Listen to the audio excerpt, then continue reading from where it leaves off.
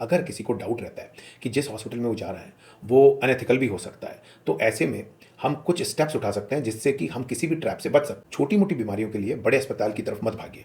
अब ये धीरे धीरे बहुत गलत ट्रेंड हो रहा है कि जैसे ही कोई छोटा बुखार होता है, कोई छोटी सी प्रॉब्लम होती है और व्यक्ति सीधे बड़े से बड़े अस्पताल की तरफ भागता है, क्योंकि उसके पास में या तो कैशलेस सुविधा है या इंश्योरेंस है या और भी कोई फैक्टर्स हैं। लेकिन पहले एक कॉन्सेप्ट होता था नेबरहुड डॉक्टर का। एक कॉलोनी में आसपास डॉक्टर होते थे जो कई बार गवर्नमेंट डॉक्टर होते थे, शाम को घर पे देखते थे, या वाइफ हस्बैंड डॉक्टर कपल होता था, वो छोटा सा अपना क्लिनिक खोले हुए होते थे, या फिर एक कोई डॉक्टर होते थे जो कि जनरल प्रैक्टिशनर्स होते थे जिन्होंने कि अपना एक छोटा सा अस्पताल बनाया होता था। तो ये जो नेबरहुड डॉक्टर्स थे, यह नॉर्मली कोशिश ये करते थे कि जो पेशेंट है उसका पूरा ध्यान रखा जाए, क्योंकि उन्हें पता होता था कि वो एक सीमित दायरे में ही काम कर सकते हैं और उनके पास जो पेशेंट्स आ रहे हैं वो लगभग जिस एरिया में वो काम कर रहे हैं उसी एरिया के लोग हैं। तो एक बॉन्डिंग भी रहती थी, एक अंडरस्टैंडिंग भी रहती थी, और जो पेशेंट होता था उसकी फैमिली हिस्ट्री भी उनको पता होती थी। अब बहुत सारे लोग ये कहते हैं कि हमारा तो जी इंश्योरेंस है या कैशलेस है, लेकिन शरीर तो अपना ही है। आप उस शरीर में अगर अननेसेसरी टेस्ट करवा रहे हैं, प्रोसीजर्स करवा रहे हैं, या उसमें अननेसेसरी दवाइयाँ खा रहे हैं, तो उससे नुकसान तो आप ही को होगा। तो यह थिंकिंग कि नहीं जी कैशलेस है, और कई बार हॉस्पिटल्स भी कह देते हैं कि आपके क्या फ़र्क पड़ता है, आप तो सब करवा लीजिए, आपका तो कैशलेस है, आप तो भर्ती हो जाइए, कैशलेस है। लेकिन शरीर तो हमारा है ना, उस बात को भी तो समझना पड़ेगा कि अगर कोई चीज़ रिम्बर्स होती है या सरकार रिम्बर्स कर देती है तो इसका यह मतलब नहीं है कि हम अपने शरीर को बिगाड़वा लें। कभी आपने सोचा है इतनी सारी मेडिकल की दुकानें खुलती हैं कॉलोनीज़ में और बंद एक भी नहीं होती, सब चलती हैं, जबकि वहाँ पर ज़्यादा डॉक्टर भी नहीं होते, क्योंकि इस फील्ड में मार्जिन ही बहुत ज़्यादा है। तो जब मार्जिन्स बहुत ज़्यादा होंगे तो फिर सावधानी भी उतनी ही रखनी पड़ेगी। इसीलिए आप कभी भी छोटी सी बीमारी के लिए बड़े अस्पताल की तरफ ना भागे, क्योंकि जो बीमारियां होती हैं वो 10-15 हज़ार नहीं होती हैं, वो लिमिटेड बीमारियां होती हैं, और उनके बारे में जो भी डॉक्टर्स होते हैं उनको लगभग सभी को पता होता है। तो अगर आप ये सोचते हैं कि बड़े अस्पताल में जो डॉक्टर हैं वो कहीं बेटर जगह से पड़े हुए होंगे, तो ऐसा भी नहीं होता। हो सकता है कि आपकी कॉलोनी के पास जो एक छोटा अस्पताल है या छोटा क्लिनिक है या कोई गवर्नमेंट डॉक्टर है जो कि शाम को घर पे देखते हैं, वो वहीं से पड़े हुए हैं जहाँ पे किसी बड़े कॉर्पोरेट हॉस्पिटल में जो डॉक्टर इलाज कर रहे हैं वो पड़े हुए हैं। तो दोनों का जो नॉलेज का लेवल है वो लगभग समान ही है। तो ऐसे में अननेसेसरी आपको एक टाइम, एनर्जी और मनी का खर्चा है, उससे आप बच सकते हैं। फुल बॉडी चेकअप कराने के लिए किसी बहुत बड़े कॉर्पोरेट हॉस्पिटल में ना जाएं, क्योंकि अगर वो अनएथिकल कॉर्पोरेट हॉस्पिटल निकला तो वो आपको बुरी तरह फंसा सकता है। अब मान लीजिए आप फुल बॉडी चेकअप कराने गए, मैं अपना एग्जांपल बताता हूं। जब मैं गया तो वहां पर मेरे सारे टेस्ट नॉर्मल आ गए, तो सामने जो हॉस्पिटल है वो फुल बॉडी चेकअप में कोशिश ये करता है कि भाई इसमें कोई ना कोई बीमारी निकले, कुछ नहीं निकले तो दांत में कैविटी निकल जाए, भाई 5-10 हज़ार रुपए इससे और मिल जाए किसी तरीके से। लेकिन जब कुछ नहीं निकला तो डॉक्टर ने कहा कि आपके उम्र क्या हो गई, 40+? मैंने कहा यस। तो कहते हैं ओ फिर हो सकता है कि आपका ये जो कैरोटिड्स हैं इसमें कोई ब्लॉक आ गया हो, तो इनको जरा अल्ट्रासाउंड कर लेते हैं, क्योंकि कोलेस्ट्रॉल डिपॉजिट्स हो जाते हैं, वो टूट के कई बार ब्रेन हैमरेज भी कर सकते हैं। अब जब इतने भारी भारी शब्द सुनने को मिलते हैं तो व्यक्ति क्या कहेगा, यस। अब जब डॉपलर टेस्ट किया गया उस दौरान करने वाले सज्जन जो थे उन्होंने बार बार पूछा आप क्या काम करते हैं, फिनेंशियल स्थिति क्या है, XYZ, जो कि क्वेश्चंस इररिलेवेंट थे, उनको पूछने नहीं चाहिए थे। बाद में मुझे पता चला ये इसलिए पूछे गए थे कि जब आप किसी को झूठी रिपोर्ट देते हैं और वो महामानव निकल आए तो वो गले भी पड़ सकता है। तो पहले आइडिया लगा लो कि आदमी कौन है, किसी रेफरेंस से तो नहीं आया, किसी डॉक्टर को तो नहीं जानता अस्पताल में ही, तब उसको फिर थोड़ा सा मूर्ख बनाया जा सकता है।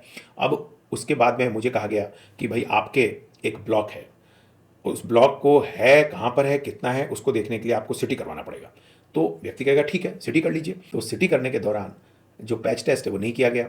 जब आयोडीन डाई लगी तो उससे एलर्जी हो गई, तो फिर स्ट्रेचर पे फटाफट भगाया गया इमरजेंसी की तरफ। तो जब मैं इमरजेंसी जा रहा था स्ट्रेचर पे लेटा हुआ, तो ऊपर केवल लाइट्स दिखाई पड़ रही थी, 1 2 3 4, मुझे लग रहा था कॉस्मिक लाइट्स हैं। मेरा समय ही आ गया, इमरजेंसी में गया तो वहाँ किसी तरह से दवाई वगैरह देकर नॉर्मल किया गया। तो मुझे लगा ये क्या ज़िंदगी की तलाश में मौत के करीब में आया क्यों। तो देखो एक डायग्नोस्टिक सेंटर्स होते हैं जो जगह जगह खुले हुए हैं, उसके अंदर भी फुल बॉडी चेकअप्स होते हैं। आपके पड़ोस में कोई डॉक्टर है, वो आपको बेटर आपकी हिस्ट्री, हेल्थ हिस्ट्री जानते हैं, वो आपको बेटर गाइड कर सकते हैं कि आप कौन से वाले टेस्ट करवाएं। तो अननेसेसरी खुद डॉक्टर ना बने कि सबसे बड़ा को टेस्ट कराने आप सबसे बड़े अस्पताल में पहुंच गए, उससे फायदा भी हो सकता है, और अगर वो अनएथिकल हॉस्पिटल निकला तो उससे नुकसान भी हो सकता है। वैसे बाद में मुझे जब शक हुआ कि मुझे तो कोई सिम्टम नहीं आते, मुझे तो कोई प्रॉब्लम नहीं है, तो ये मुझे क्या बताया गया कि भाई ब्लॉक हो गया, कुछ हो गया, तो मैंने 3 डायग्नोस्टिक सेंटर्स पर अपना टेस्ट और करवा लिया। तो उनकी जब रिपोर्ट आई तो उसमें कुछ भी नहीं आया। तब मुझे पता चला कि भाई रिपोर्ट तो मेरी झूठी दे दी गई है। फिर मैं एक और बड़े सीनियर डॉक्टर को दिखाने गया जो कि गवर्नमेंट के प्रोफेसर से रिटायर्ड हैं, तो उन्होंने बिना अल्ट्रासाउंड के वैसे ही देख के बता दिया कि आपके कोई ब्लॉकेज नहीं है। तो होता यह है कि जो नेबरहुड डॉक्टर्स होते हैं वो कई बार फिजिकल सिम्टम से ही बता देते हैं कि आपको कोई प्रॉब्लम है या नहीं है। अननेसेसरी बहुत एक्सपेंसिव टेस्ट से आप बच जाते हैं। जो बड़े कॉर्पोरेट हॉस्पिटल्स होते हैं उनका एक प्रोटोकॉल होता है, तो अनएथिकल हॉस्पिटल्स जो होंगे वो उस प्रोटोकॉल का बड़ा फायदा उठा सकते हैं और आपको इतने टेस्ट करवाए जा सकते हैं कि पता चले कि जो बुखार था वही ठीक हो गया, अभी तो आपकी टेस्ट की रिपोर्ट्स ही आ रही है। भूल कर भी यह ना बोलें कि डॉक्टर साहब पैसे की कोई चिंता नहीं है, पैसा बहुत है। देखिए पैसा ज़्यादा है तो उसको सोशल मीडिया पे दिखाएं, उसको रिलेटिव्स को बताएं, गरीबों की मदद करें, लेकिन एक अनएथिकल कॉर्पोरेट हॉस्पिटल वो जगह बिल्कुल नहीं है जहां आपको ये बोलना चाहिए कि आपके पास पैसा बहुत ज़्यादा है। क्योंकि अगर आपका 5 दिन का स्टे होगा तो वो 10 दिन में कन्वर्ट हो सकता है, अगर आपका छोटा ऑपरेशन होना था तो बड़ा ऑपरेशन भी हो सकता है। तो यह भूल बिल्कुल भी नहीं करनी है। रेगुलरली पूछते रहें कि डॉक्टर साहब मेरी टेस्ट की रिपोर्ट्स आ गई क्या, मेरा जो इलाज चल रहा है वो कब तक चलेगा, मेरे को कितने दिन में छुट्टी मिल जाएगी। जैसे कि ओल्ड एज में जो डायरेटिक्स लेते हैं उनका सॉल्ट कम हो जाता है, तो सॉल्ट को चढ़ाने का बहुत सिंपल प्रोसीजर होता है। अगर इमरजेंसी सिचुएशन है, नहीं है, उसके अकॉर्डिंगली सोडियम पंप देना है, नहीं देना है, किस विधि से सोडियम चढ़ाना है, वो सब डॉक्टर्स जानते हैं। लेकिन अगर एक हाथ से सोडियम चढ़ रहा है, दूसरे हाथ से सेलाइन स्टार्ट कर दिया और सेलाइन की स्पीड बहुत फास्ट रखी और सेलाइन पे सेलाइन चढ़ती जा रही है बॉटल्स, और जो ओल्ड व्यक्ति है वो किडनी पेशेंट है, तो फिर क्या होगा, उसकी किडनियां खराब हो सकती हैं या उसके जो लंग्स हैं उनमें पानी भर सकता है। तो जब आप ये प्रश्न पूछते रहते हैं तो कई बार डॉक्टर से जो मानवीय भूलवश भी ध्यान नहीं देते हैं वो ध्यान चला जाता है। अगर कोई बहुत ज़्यादा टेस्ट लिखे जाते हैं और ऐसा टेस्ट लिखा जाता है जो आयोनाइजिंग रेडिएशन क्रिएट करता है जैसे सिटी स्कैन, तो हमेशा पूछिए कि इसका कोई ऑल्टरनेटिव हो सकता है क्या, क्योंकि अल्ट्रासाउंड या एमआरआई हो सकता है क्या, हो सकता है उसका ऑल्टरनेटिव हो पाए, हो सकता है कि वो सिटी स्कैन आपको करवाना पड़े। पर अब यह बात लगभग प्रूव हो चुकी है कि सिटी स्कैन से कैंसर होने का खतरा बहुत मामूली लेकिन हाँ बढ़ जाता है, और खासकर बच्चों में और महिलाओं में यह ज़्यादा प्रॉब्लमेटिक है। तो आपको कोई सिटी स्कैन से बचना नहीं है, लेकिन आप एक इन्फॉर्म डिसीजन ले पाएंगे। अगर आप पूछेंगे नहीं तो आप इन्फॉर्म डिसीजन ले नहीं पाएंगे। अब एक अनएथिकल कॉर्पोरेट हॉस्पिटल होगा, उसको पता है कि एक एमआरआई करने में 45 मिनट, 40 मिनट, 30 मिनट लगते हैं, सिटी स्कैन में 2 मिनट में पैसे आ जाते हैं और सिटी स्कैन हो जाता है। तो सिटी स्कैन होने का केवल यही नुकसान नहीं है कि उसमें रेडिएशन होता है, उसका नुकसान यह भी है कि उसमें इंसिडेंटल फाइंडिंग्स आ जाती है। तो जिस तरह आप सड़क पर जा रहे हैं रात को और आपको कोई छाया दिखी तो आपको लगा रही भूत है, भूत है, बाद में आप पास गए पता चला नहीं है तो भूत नहीं है। तो वैसे ही कई बार ऐसी ऐसी फाइंडिंग्स आ जाती हैं कि डॉक्टर परेशान होकर और आपका और ट्रीटमेंट करते हैं और इलाज करवाते हैं और टेस्ट करते हैं, फिर उनको पता चलता है कि नहीं ये तो वो नहीं था। तो अननेसेसरी एक इस तरह के ट्रैप में फंसने की कोई जरूरत नहीं है। आपके अगर बहुत ज़्यादा टेस्ट हो रहे हैं तो आप पूछिए कि इतने टेस्ट की जरूरत भी है या नहीं है, क्योंकि जो कैशलेस पेशेंट्स होते हैं उनके साथ ये सबसे बड़ी ट्रेजेडी होती है कि उनको कह दिया जाता है कि भाई आपके फर्क क्या पड़ता है, आप तो सारे टेस्ट करवा लो, सब कुछ सामने आ जाएगा। लेकिन देखो बॉडी जो भगवान ने बनाई है, तो जब बच्चा पैदा होता है परफेक्ट होता है, फिर हम जवान होते हैं, बूढ़े होते हैं, उम्र बढ़ती है, धीरे धीरे बॉडी का शरण होता है, थोड़ी बहुत चीज़ें ऊपर नीचे सिस्टम में होने लगती है। अब हर जो ऊपर नीचे सिस्टम में चीज़ होती है वो कोई बहुत प्रॉब्लमेटिक नहीं होती या वो कोई अलार्मिंग नहीं होती, लेकिन एज ए कॉमन मैन हमें पता नहीं होता, थोड़ा सा भी कोई डेविएशन आता है और हम एकदम घबरा जाते हैं, हम सोचते हैं ये तो पता नहीं क्या हो गया। और डॉक्टर अगर अनएथिकल हुआ या वो अनएथिकल कॉर्पोरेट हॉस्पिटल हुआ तो वो और डरा देंगे कि हाँ जी ये तो बहुत बड़ी कोई प्रॉब्लम आ गई है। तो ऐसे में लिमिटेड रूप से लिमिटेड टेस्ट करवाना, लिमिटेड दवाई लेना, अगर आप एक normal type person, normal type feel कर रहे हैं तो वही ठीक रहता है।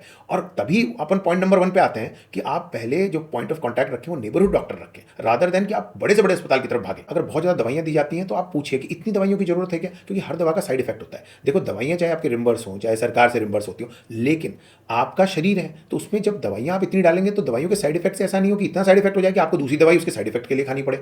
तो हमेशा इन्फॉर्म डिसीजन लीजिए। और आप क्योंकि पे कर रहे हैं कॉर्पोरेट हॉस्पिटल में, तो ये आपका राइट है कि आप पूछ सकते हैं कि क्या इतनी आवश्यकता है या नहीं है, क्योंकि कोई भी चीज़ बिल्कुल ब्लैक एंड व्हाइट नहीं होती है। दोबारा से कोई चीज़ देखी जाती है तो कई बार लगता है कि हाँ इस चीज़ को इस तरीके से रखा जा सकता है या इतना लंबा इसको कंटिन्यू करने की जरूरत नहीं है। जैसे कि अगर कोई स्टीरॉयड किसी को लिख दी और वो स्टीरॉयड लगातार लिए जा रहा है तो उससे तो नुकसान भी हो सकता है। किसी को अगर मान लीजिए दर्द की दवाई लिखी है और दर्द की हैवी डोज की दवाई लिए जा रहा है तो उसको पता चलेगा कि अल्सर्स भी बन सकते हैं। तो हमेशा दवाइयों के बारे में पूछते रहिए कि क्या ये प्लान ऑफ ट्रीटमेंट सही है, क्या इसको कंटिन्यू करना है, नहीं करना है, ये आपके हित में है। क्योंकि दवाइयां जो हैं वो बहुत ज़्यादा कई जगह अनएथिकल कॉर्पोरेट हॉस्पिटल्स में लिखी जाती है। अब प्लेटलेट साइज है वो कई बार बढ़ जाती है स्ट्रेस के कारण भी, तो जो अनएथिकल कॉर्पोरेट हॉस्पिटल होगा वो सबसे वर्स्ट सिनेरियो में आपके उस प्लेटलेट साइज को देखेगा कि ये तो कैंसर भी हो सकता है। लेकिन जो आपका नेबरहुड डॉक्टर है वो कहेगा कि अब स्ट्रेस में हो क्या, जब आप बताओगे तो कहेगा ठीक है आपके प्लेटलेट साइज ज़्यादा आ रही है तो आप कुछ टाइम बाद में दोबारा ब्लड टेस्ट कराना। तो दोनों डॉक्टर अपनी अपनी जगह सही है। अब होता क्या है, जिस तरह से जिसकी ट्रेनिंग हुई, एक अनएथिकल कॉर्पोरेट हॉस्पिटल में ये बताया जाता है कि आप सबसे गंभीर रोग की तरफ ही इंडिकेट करें, लेकिन एक जो नॉर्मल गवर्नमेंट डॉक्टर होगा वो हमेशा ये जानता है कि भाई जो बहुत एक्सेप्शनल बीमारी होने के चांसेस है वो भी एक्सेप्शनल ही है। नॉर्मल रूटीन फाइंडिंग में हो सकता है कि नॉर्मल ये छोटी मोटी प्रॉब्लम्स के कारण हो। तो दोनों अपनी अपनी जगह सही है, लेकिन जब आप बिल्कुल एक्सेप्शनल और बड़ी बीमारी की सोच रख के आगे बढ़ते हैं तो उससे आपको बहुत सारा ट्रॉमा मिलता है, स्ट्रेस मिलता है, पैसा खर्च होता है, एनर्जी खर्च होती है। इसीलिए नेबरहुड डॉक्टर के पास पहले चले जाना और ओपिनियन ले लेना वो हमेशा ठीक रहता है। अब कई बार ज़्यादा एज में जो वॉल्व होता है वो लीक करने लग जाता है, तो डॉक्टर्स को तो पता होता है कि वॉल्व का जो लीकेज है ज़्यादा उम्र में वो डेंजरस है या नहीं है, कौन से वॉल्व का है, लेकिन बहुत इजीली डराया जा सकता है अगर कोई अनएथिकल डॉक्टर हो या अनएथिकल हॉस्पिटल हो। तो इसीलिए डॉक्टर या हॉस्पिटल का एथिकल होना वो बहुत ज़्यादा इंपॉर्टेंट है आज के समय में। प्रिवेंटिव मेडिसिन पे बहुत कम काम हो रहा है, तो आप अपने खुद पे काम करिए। आपको पता है कि आप क्या खा रहे हैं, क्या पी रहे हैं, तो अपनी लाइफस्टाइल जब आप सुधारेंगे, जब आप स्मोक कम करेंगे या स्मोकिंग बंद कर देंगे, अल्कोहल कम कंज्यूम करेंगे, जब आप खाने पीने के अंदर आप बहुत अच्छी चीज़ें खाएंगे, और आजकल सबको अवेयरनेस है कि क्या चीज़ें अच्छी होती हैं, क्या खराब होती हैं, जब आप अपनी हेल्दी लाइफस्टाइल रखेंगे तो आप ये देखेंगे कि आपको डॉक्टर के पास जाने की ज़रूरत ही बहुत कम पड़ रही है। और आपको कोई बहुत गंभीर रोग होने की पॉसिबिलिटी भी बहुत कम हो रही है। तो आपको एक प्रिवेंटिव मेडिसिन की तरफ बढ़ना है, अपनी हेल्थ का खुद ख्याल रखना है, रादर देन कि हम डिपेंडेंट हो जाएं कि हमारे पास पैसा है तो या कैशलेस सुविधा है तो हम तो बीमार होंगे पहले, और जब बीमार होंगे तो सबसे बड़े अस्पताल में जाकर लेटेंगे। वो वाली आइडियोलॉजी भी ठीक नहीं है। आप हॉस्पिटल की जगह डॉक्टर पर कंसंट्रेट करिए कि डॉक्टर एथिकल है या अनएथिकल है। होता यह है कि कई बार एक अनएथिकल हॉस्पिटल में भी बहुत एथिकल डॉक्टर हो सकते हैं, और वो क्योंकि बहुत एथिकल है, बहुत अच्छे हैं, तो उनके पास बहुत सारे मरीज भी आते हैं और वो रेवेन्यू भी जनरेट कर पाते हैं हॉस्पिटल के लिए, तो वो एथिकल है, लेकिन हॉस्पिटल बिल्कुल अनएथिकल है। या हो सकता है बहुत एथिकल हॉस्पिटल में अनएथिकल डॉक्टर हो, तो इनको भी आइडेंटिफाई करना बड़ा जरूरी है। तो इसमें एज ए सोसाइटी ये हमारा कर्तव्य बनता है कि हमें पता लगे कोई डॉक्टर बहुत अच्छा है और वो मरीजों की बहुत ख्याल रखते हैं और बहुत सही इलाज करते हैं और वो मनी माइंडेड नहीं है, तो हम वर्ड ऑफ माउथ से सब लोगों को बताएं। और अगर हमारे साथ कभी धोखा हुआ है, कोई प्रॉब्लम हुई है, तो वर्ड ऑफ माउथ से हम यह भी सबको बताएं, ताकि जो ब्लैक शीप है जो कि मेडिकल लाइन में आ गई हैं, इन ब्लैक शीप को आइडेंटिफाई किया जा सके। और देखो जो अच्छे डॉक्टर्स हैं, जो अच्छे हॉस्पिटल्स हैं, वो खुद परेशान हैं जो मेल प्रैक्टिसेस आ गई हैं इस फील्ड में। क्योंकि एक डॉक्टर हैं जो मान लीजिए सरकारी डॉक्टर हैं, वो बहुत अच्छा इलाज करते हैं, अब जो छोटा मोटा कोई सिस्टम होता है दवाइयों का, डायग्नोस्टिक सेंटर्स का, वो उनका चल रहा है, लेकिन उसके बाद भी वो ये महसूस करते हैं कि उनके साथ जो उनका कलीग पड़ता था वो आज बहुत ज़्यादा पैसे वाला हो गया, वो इतना नहीं हो पाया, जबकि वो बड़े एथिकल हैं। तो हमारा एज ए समाज कर्तव्य बनता है कि हम ऐसे अच्छे डॉक्टर को प्रमोट करें, और जो अनएथिकल डॉक्टर है उसको लगातार समाज में ये बात फैलाएं कि भाई ये डॉक्टर बड़ा अनएथिकल है। अब कई लोग सोचते हैं जी हमारे साथ अगर कुछ हो गया गलत तो हम तो क्या है जी ईंट से ईंट बजा देंगे XYZ। तो देखिए होता ये है कि जो चोर होता है ना, वो अपना पूरा इंतजाम पहले ही करके रखता है। आपने देखा है कि कई जो अनएथिकल कॉर्पोरेट हॉस्पिटल्स होते हैं उसमें बाउंसर कितने लंबे चौड़े होते हैं, उनका पूरा एक सिस्टम होता है, उनके पास पूरी एक लीगल टीम होती है, क्योंकि उनको पता होता है कि प्रॉब्लम्स तो आएंगी, और एक कॉमन मैन है वो अपनी नौकरी छोड़ के, बिजनेस छोड़ के कब तक इनसे लड़ सकता है। तो हमेशा precaution is better than cure. इसीलिए जब आप किसी भी बड़े अस्पताल में जाएं तो पहले आइडेंटिफाई कर लें कि ये एथिकल है या अनएथिकल है। अगर आपको सामाजिक रूप से पता चलता है कि अनएथिकल कॉर्पोरेट हॉस्पिटल है तो उसमें एंटर ही ना करें, और अगर एंटर करना भी पड़े तो फिर बड़ा प्रिकॉशन लें और हर चीज हर कदम फूंक फूंक कर रखें, क्योंकि हेल्थ आपकी है, शरीर आपका है, नुकसान होगा तो आपका होगा।